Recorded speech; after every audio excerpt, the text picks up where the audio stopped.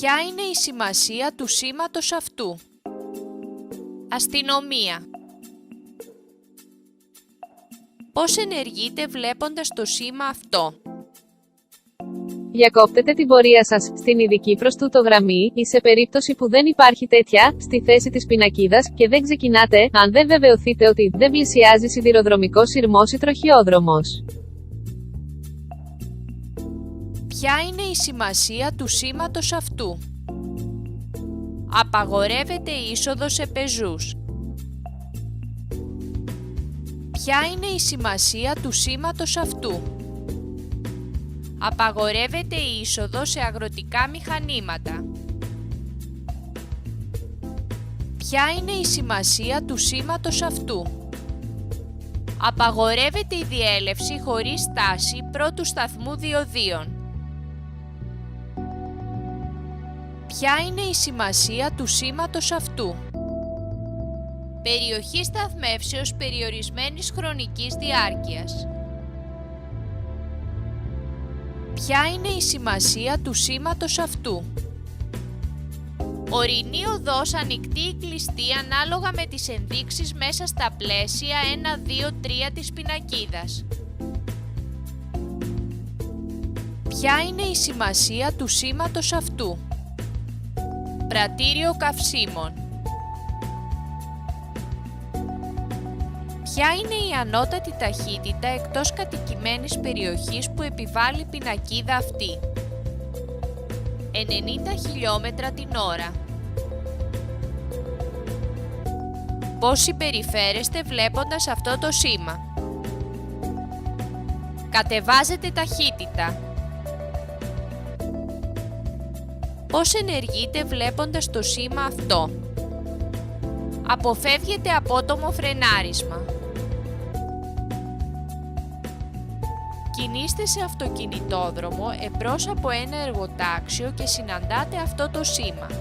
Τι πρέπει να περιμένετε? Μεταφορά του ρεύματος κυκλοφορίας σας σε δρόμο διπλής κυκλοφορίας. Ποια είναι η σημασία του σήματος αυτού? Απαγορεύεται η είσοδος σε φορτηγά οχήματα. Ποια είναι η σημασία του σήματος αυτού? Απαγορεύεται η είσοδος σε μηχανοκίνητα και ζωήλατα οχήματα. Ποια είναι η σημασία του σήματος αυτού? Λιμενικός σταθμός εμπορικών οχηματαγωγών πλοίων. Ποια είναι η σημασία του σήματος αυτού? Υποχρεωτική κατεύθυνση πορείας προς τα εμπρός. Τι υποδεικνύει το σήμα αυτό? Την πορεία που πρέπει να ακολουθήσετε υποχρεωτικά για να στρίψετε αριστερά στην επόμενη διασταύρωση όπου απαγορεύεται η στροφή αριστερά. Ποια είναι η σημασία του σήματος αυτού? Ξενοδοχείο ή μοτέλ. Ποια οχήματα επιτρέπεται να χρησιμοποιούν τη δεξιά λωρίδα κυκλοφορίας?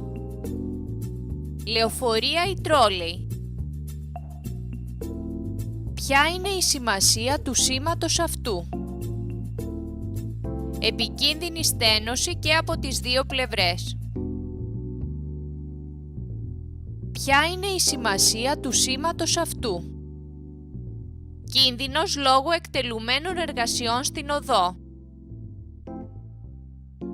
Ποια είναι η σημασία του σήματος αυτού? Διακλάδωση με λοξή οδό αριστερά, οι επί της οποίας κινούμενοι οφείλουν να παραχωρήσουν προτεραιότητα. Ποια είναι η σημασία του σήματος αυτού? Απαγορεύεται η είσοδος σε όλα τα οχήματα.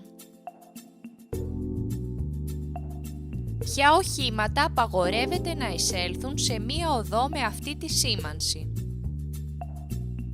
Τα οχήματα συνολικού ύψους που υπερβαίνει τα 3,5 μέτρα.